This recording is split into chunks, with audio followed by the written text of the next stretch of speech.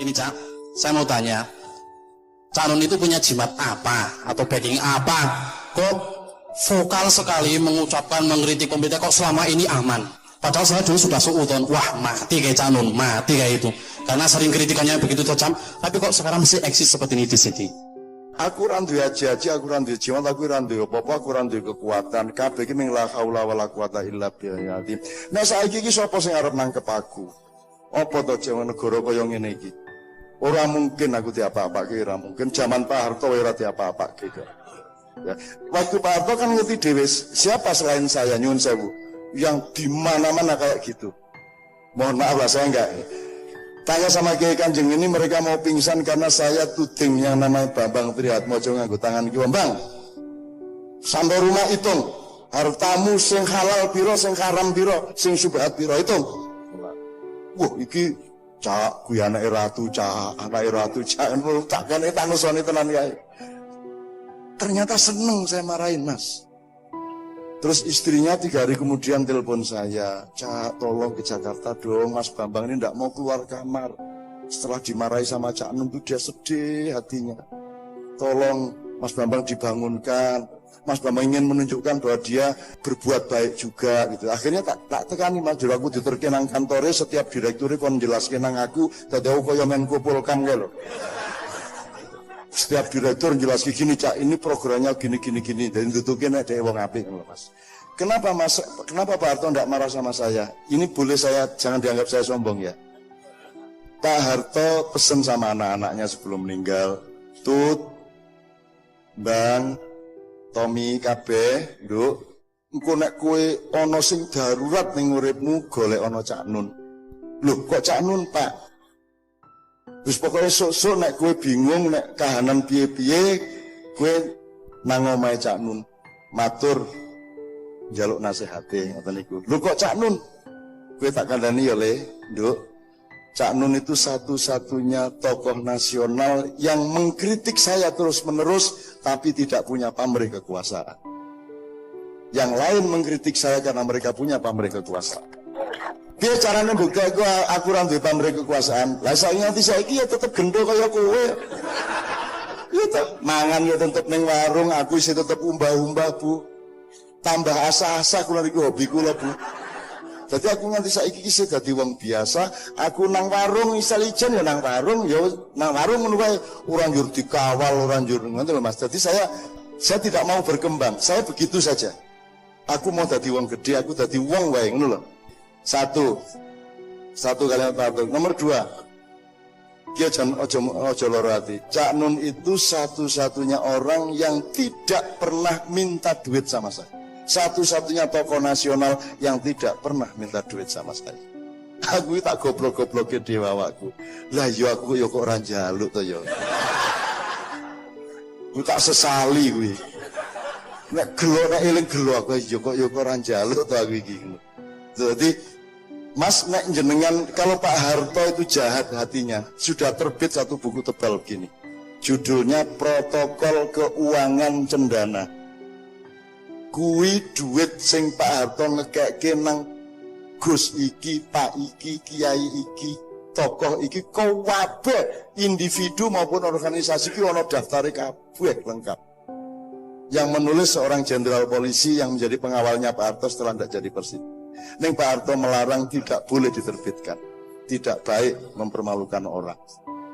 Kini tak sebut gue ngeblak. Dan saya marah sama jenderal itu. Kok nama saya nggak ada? Saya suatu hari ketemu Pak Harto, saya marah. Pak Harto itu senang orang masuk neraka. Maksudnya biasa. Lalu saya itu difitnah. Angger tuku omah jari ditukok ke Pak Harto. Angger tuku mobil jari ditukok ke Pak Harto. Dan Pak Harto membiarkan itu. Kalau Pak Harto mewujudkan itu, kan tidak jadi fitnah lagi tuh. Terus Pak Harto, Cak Nun bisa, jangan begitu. Tapi tak guyoni ngono untuk menunjukkan supaya orang tidak menyangka saya orang yang sufi, yang hebat, tidak butuh uang, tidak butuh rumah. Enggak, saya tuh ya pengen. Lah aku ya pengen aja, apa pengen? Saya dikasih Gus Dur jadi presiden, aku kancane, aku sing presiden ke Gus Dur, aku sing ngongkong P3 karo Golkar untuk milih Gus Dur, Hakul yakin, ainul yakin, aku sing ngongkon, aku sing memperjuangkan, dan aku sing ngerayu Gus Dur dadi presiden. Jadi kabeh wong roh Cina-Cina sak Indonesia ngerti dalan utama ke Gus Dur aku ditemoni ning Surabaya dikai cek 3 miliar. Coba Mas. Aku tak delok ini di meja, jadi ini rumah makan ya Mas. Hedan Pak, Bapak ini ngerti aja kalau saya butuh duit memang. Iki aku pas butuh sekolahanku ya Pak. Jenengan kok waskido to ya. Waduh, pas tenan iki wektune aku. Ning ora wani kula niku. Dadi niki jane pas niki. Ning kula niku rada wedi ya. Dadi nek ngeten iki posisine duit ngeten iki kula mboten wani. Dadi cek tak ceritain sih. Tak ceritain sih. Terus duit ceknya tak suwek Mas. Jadi ini karena saya tidak berani tak suwek aja ya. Tak suwek. Kan kalau cek tidak apa-apa disopek. Tujuannya ngasih 3 miliar saya itu adalah supaya Gus Dur memberi surat izin salah satu dari pulau di Kepulauan Seribu dijadikan pulau judi. Kalau itu diizinkan Gus Dur, saya dapat 450 juta per bulan. Seneng tenan aku, edan tenan iki, wah oke tenan kuwi. 450 juta ya Mas. Yuk tukok iki kerupuk. Wah, gelundung sak dunya niku nggih. Tapi kula mboten wantun, Pak. Dadi tak suwe, sret ngoten niku. Wis kapan-kapan traktir mawon. Niki kula omongke Gus Dur yen perkara Gus Dur napa ngidinke mboten kula mboten ngertos ning kula kandhake mangke. Nah kuwi nang kelingan gelo tenan. Kok ndadak tak suwe iki lho. Ya ta? Gelo ta, Bu? Edan apa ora gelo? Gelo ta, Dek? Gelo, jane 3 miliar e. Wah, top tenan. Ning sak gelo-geloku kalah karo harga diriku. Sak pengen-pengenku karo jabatan, sak pengen-pengenku karo duit, sak pengen-pengenku karo donya isih kalah karo katresnanku marang Gusti Allah. Ngono lho, Rek. Nah, jadi Pak Harto tak kritik enggak marah. Enggak marah dan suatu hari saya sudah mau ditangkap. Bersama Rendra, Gunawan Muhammad, Arif Budiman, Buyung Nasution. Mereka 4 sudah dikepung, sudah ditangkap. Tinggal saya tidak tahu saya di mana. Padahal hari itu saya dengan Mensesnek Murdiono. Murdiono tak tekani seneng banget. Dia adalah ibaratnya dia menteri yang menjelaskan anunya presiden toh. Dan Pak Harto memilih bukan orang yang pinter, yang ngomongnya lancar, tapi milih wong sing angel ngomong. Dan itu kehebatannya Pak Harto. Sama dengan Allah memilih Nabi Musa yang celat itu menjadi kalimullah, juru bicara Allah. Pak Harto yang ngono, ora dipilih juru bicara sing cantas ngomong, ning sing angel ngomong. Jadi saya kira ngono kae ta? Entek waktune wartawan Pak. Dan itu kehebatan Pak Harto, maka tidak banyak yang bisa diserap oleh orang lain, rahasia-rahasia negara, kan gitu.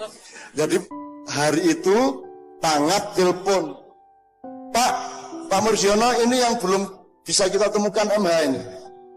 Aku pas ning kono, karo Pak Murdiono lagi copot kaos kayak, copot kaos. Jadi aku teko hilang menteri nih, copot sepatu, copot kelambi, lawang ditutup, jaluk kopi sih, karo rokok, terus ngene, kesel jak dadi menteri, ra enak dadi menteri, wah ngene iki nek karo Cak Nun penak tenan. Ngerokok sus, padahal ora tau ngerokok kita ya. Ngerokok. Pak Harto kayak kita rokokan rokokan kayak. Pak Harto itu rokok klobot gudang garam. Rokok. Ini aku cerita sehari-hari ya Bu ya, hati ke hati ya. Itu. Terus Pak Pangat bilang, ini yang belum kita temukan MH ini Pak. Terus Pak Murdiono ngomong, sudah MH urusan saya, nggak usah ngurusin MH. Aku neng gunung. Ini kayak gini. Kayak Pangat harap nangku kue saya kan. Wong Pak Harto ora nesu karo Cak Nuno, tenang bae. Enggak apa-apa, saya itu enggak apa-apa. Tentara nguber-uber saya itu ya basa-basi, Mas. Soalnya aku dinesone karo komandan nek ora nguber-uber aku nek wis ketemu tenan yo, Cak, mengko pengen salaman aku. Ngono to. Ora masak. Ini ya Mas ya.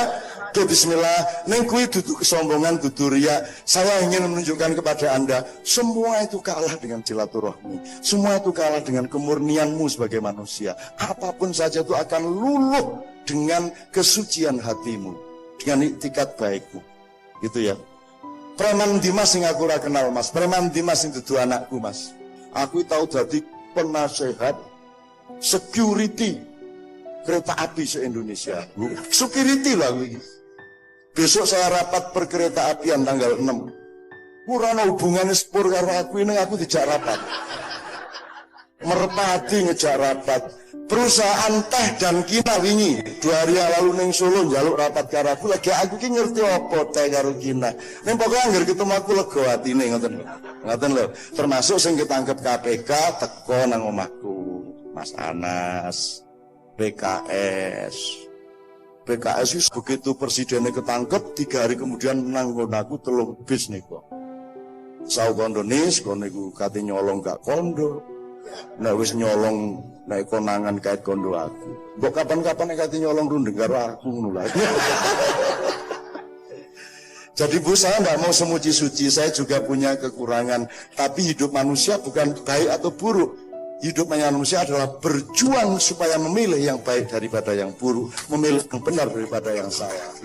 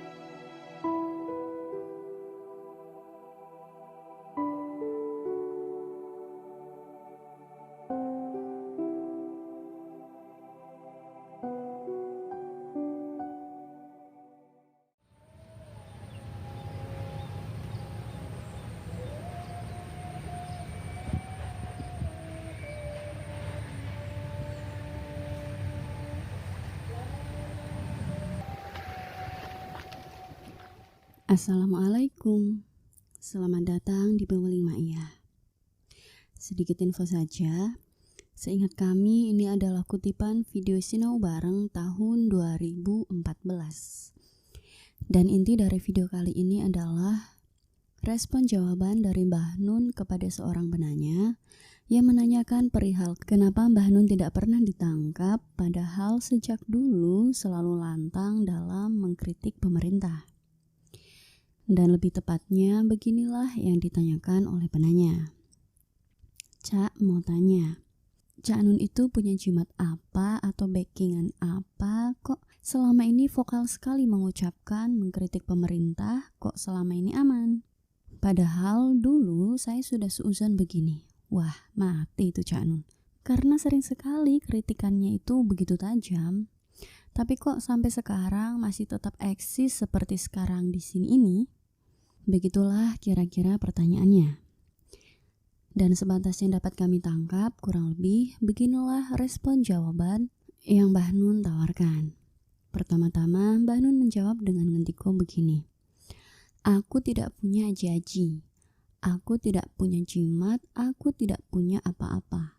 Aku ini tidak punya kekuatan. Semua itu karena la haula wala quwata illa billahil aliyyil azim. Poin selanjutnya adalah Mbah Nun ngendiko bahwa kalau sekarang ini siapa yang mau nangkap aku? Wong negara seperti begini ini, alah tidak ada. Menurut beliau, tidak mungkin beliau diapa-apakan. Wong zaman Pak Harto saja beliau tidak diapa-apakan. Di sela-sela respon jawaban dari Mbah Nun, penanya pun nyeletuk, iya benar Cak. Kemudian Mbah Nun melanjutkannya. Lah iya, Anda kan tahu sendiri kan siapa coba selain saya yang dulu di mana-mana seperti itu. Selanjutnya Mbah Nun sedikit memberikan contohnya. Jadi beliau menceritakan sebuah peristiwa yang mungkin sebagian dari kita sudah mengetahuinya atau juga sudah mendengarnya. Kurang lebih beginilah ceritanya. Pada masa Pak Harto dulu, beliau diundang ke acara ulang tahun Pondok Modern Darussalam Gontor. Dan kala itu, yang hadir ke acara besar ulang tahun Pondok Modern Gontor Ponorogo ada banyak tokoh pemerintah dan para kiai. Ada Menteri Agama, Gubernur Jatim, Pangdam, serta tentu saja para muspika Ponorogo dan para tokoh alumni Gontor sendiri. Kemudian sangat penting untuk dicatat kala itu ada tamu istimewa. Putranya Presiden Soeharto yakni Mas Bambang Trihatmojo. Kala itu acara diliput oleh salah satu stasiun televisi nasional yang ketika itu paling unggul. Bersama Kiai Kanjeng, Mbah Nun bertugas mengisi acara. Setelah beberapa lama, Mbah Nun bicara dan 1-2 nomor musik dibunyikan. Tiba-tiba ada seseorang mendatangi beliau, kemudian memberikan sobekan kertas yang isinya adalah pemberitahuan supaya Mbah Nun tidak berbicara politik dan sejumlah bla bla bla bla lainnya. Kalau dalam istilah yang Mbah Nun tulis, kala itu begini.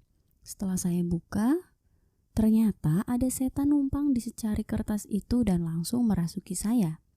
Mendadak muncul amarah di dada saya dan suhu panas di kepala saya. Mungkin karena peristiwa pemberian peringatan itu tidak logis bagi saya. Kenapa panitia mengundang orang yang mereka tidak percaya sehingga perlu diberi peringatan?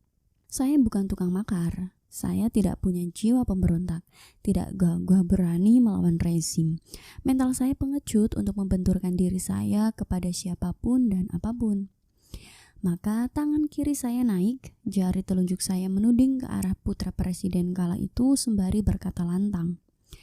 Hei Bambang, nanti sampai rumah hitung kembali semua hartamu.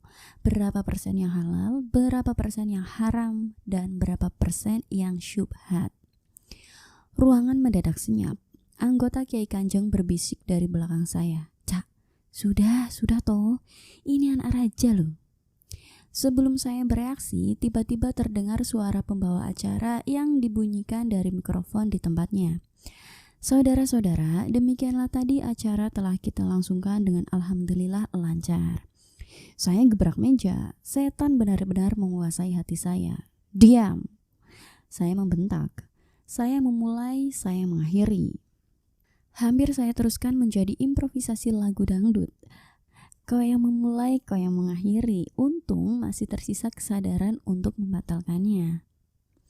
Semua diam dan tidak ada pergerakan apa-apa sampai paket Kiai Kanjeng saya selesaikan. Ketika kami ke belakang panggung, ada 3 kali utusan, yakni Ustadz-Ustadz Gontor yang meminta saya untuk ke rumah Pak Kiai, makan bersama para tamu. Saya menjawab sangat kampungan. Siapa saja yang butuh saya, kesini. 3 utusan saya jawab sama. Sampai akhirnya saya kompromi. Baik, saya bersama Kiai Kanjeng akan ke tempat transit. Kemudian kami akan pulang. Beberapa kendaraan kami akan berhenti di depan rumah Pak Kiai dan hanya saya yang turun. Demikianlah yang kami lakukan. Konvoi kendaraan Kiai Kanjeng berhenti tanpa mematikan mesin. Saya keluar, berjalan masuk ke rumah Pak Kiai, menyalami beliau dan pamit akan pulang ke Jogja. Saya langsung ngacir keluar rumah Pak Kiai tanpa menoleh atau menyalami siapapun saja. Kecuali Pak Kiai. Entah itu menteri, komandan, anak presiden, atau siapapun saja tidak saya tengok apalagi saya salami. Kemudian kami melaju ke Ponorogo mencari warung pecel. 3 hari kemudian Bu Halimah, menantu presiden, telepon saya. Cak, tolonglah, sejak pulang dari Gontor Mas Bambang tidak mau keluar kamar dan tidak mau ngomong sama sekali. Bolehkah saya memohon Cak Nun datang ke Jakarta? Hanya Cak Nun yang bisa mengajak dia keluar kamar dan mengajak ngomong. Saya sungguh berterima kasih kepada diri saya sendiri karena mau memenuhi permintaan itu. Saya ke Jakarta, mengetuk pintu kamar beliau, kemudian mengobrol sedikit, dan ternyata di ruangan lain sudah berkumpul sekian orang yang memimpin pengelolaan GN OTA. Mas Bambang menyuruh mereka menerangkan kepada saya apa saja yang mereka lakukan dengan menunjukkan lembar-lembar faktanya. Pak Harto tidak marah anaknya saya tuding-tuding dengan tangan kiri digontor di depan halayak. Karena Pak Harto sendiri yang menyuruh saya agar mempermalukan anaknya. Setiap bapak memerlukan anaknya dipermalukan. Setiap presiden membutuhkan anggota keluarganya dituding-tuding oleh rakyatnya. Kadipiro 8 November 2017. Kurang lebih itulah cerita yang Mbah Nun tulis sendiri kala itu. Dan semua itu bukan dongeng atau isapan jempol semata. Namun faktanya banyak saksi yang mengalaminya karena acara itu besar-besaran digontor kala itu. Kurang lebih itulah contoh yang Mbah Nun ceritakan di dalam video ini. Hanya saja kami mengimprovisasinya dengan tulisan yang pernah beliau tulis. Namun intinya Mbah Nun bercerita bahwa sejak dulu beliau memang sudah lantang begitu.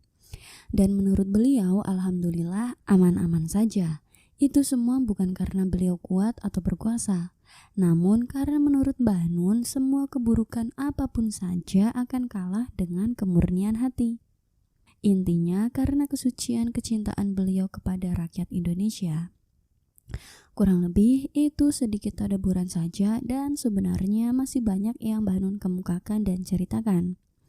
Namun intinya jawaban yang Mbah Nun tawarkan kepada penanya adalah Mbah Nun tidak memiliki kekuatan apapun saja. Semua itu semata-mata karena la haula wala quwata illa billahil aliyyil azim. Dan karena apapun saja itu akan luluh dengan kemurnian dan ketulusan hatimu. Kurang lebih itu garis besarnya. Oke dulur-dulur, sampai di sini dulu ya ulasan atau pointernya. Sebenarnya masih ada begitu banyak hal yang dapat kita pelajari bersama dari kutipan Sinau Bareng pada video ini. Ulasan, pointer atau rangkuman yang kami ungkapkan itu hanya sedikit gambaran saja. Dan semua yang kami ungkapkan itu bukanlah sebuah kebenaran. Hanya saja semoga dapat sedikit menambah referensi. Mohon maaf atas semua kelemahan sudut pandang kami. Matur suwun dan sehat selalu saudaraku. Wassalamualaikum.